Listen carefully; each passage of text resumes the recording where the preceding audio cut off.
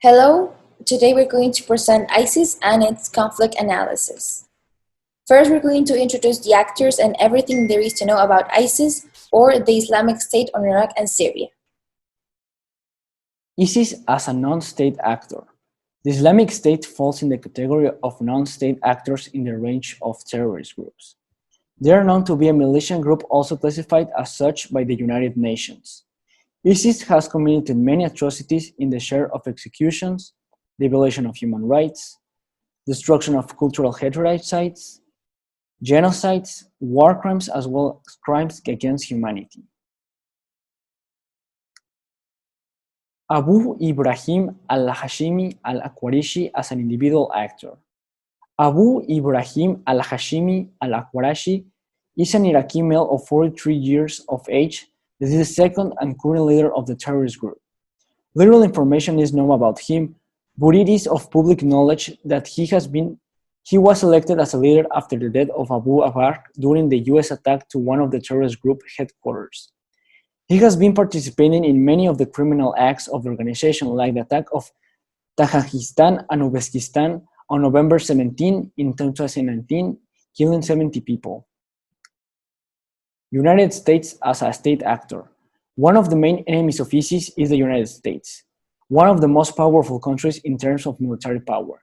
The US and other countries created the Combined Joint Task Force Operation Inherent Resolve, in which many countries were involved to fight against ISIS, which resulted in several attacks against the organization. One of the most successful attacks was in which the leader of the group, Abu Akbar, was eliminated. The maps. First of all, this map presents the incidents worldwide. The points in red color represent the incidents conducted by the ISIS, and the points in blue color represents the incidents inspired by the ISIS.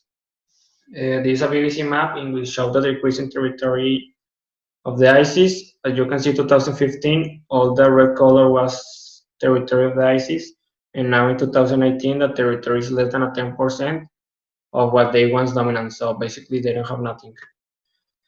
And this map, the countries in pink color represent the country that support the coalition against ISIS, and the countries in red color represent the countries that support the airstrikes against the group. Late in 2014, this was a bad year for the ISIS. They do an attack in the courts, yet this was not successful, and the court reduced the ISIS military.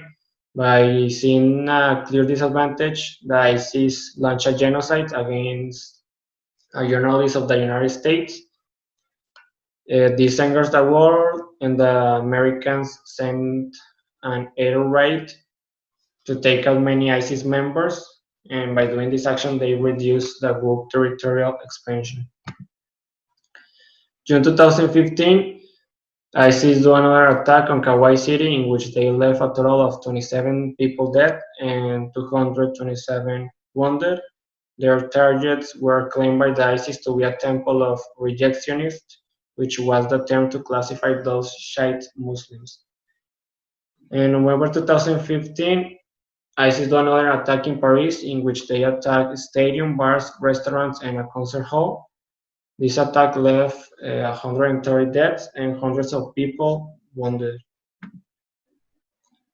2018, in this year, the leader al-Baghdadi appears and sent an audio to his followers to not give up, and the CDF launched an attack with the support of the United States to capture the last territory of the ISIS. Now we're going to analyze the type of conflict. The root of the conflict was a mainly religious conflict. This evolved into a territorial one as time passed by and as the group flourished.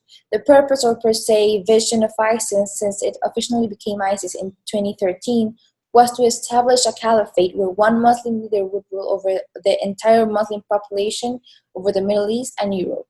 This can easily be classified as a religious issue. It became a territorial issue when the ISIS group began to invade Syria and Iraq. Now, as for the causes, one of the main events that allowed the Islamic State to grow as it did in its best years was the invasion of Iraq carried out by the US. This attack made the Iraqi army to disband, and the Sunni soldiers with no job and angered by the authoritarian government joined the insurgency alongside with many extremists, jihadists, and other groups. Among them was Arkawi, the original founder of ISIS. The violent repression of protesters in Syria, led by President Assad, turned protesters to rebels, and seizing an opportunity, the previously ISIS, or Islamic State in Iraq, joined their forces with the rebels. ISIS had sent the Al-Qaeda branch in their organization to negotiate with the rebels. Finally, in 2014, the branch of Al-Qaeda in Syria rejected the current leader of ISIS in Iraq, hence unleashing a war between the two jihadist groups. Having the backup of President Assad, ISIS grew more prominent in several regions of Syria, and after attacking Iraq, gained more power in both countries.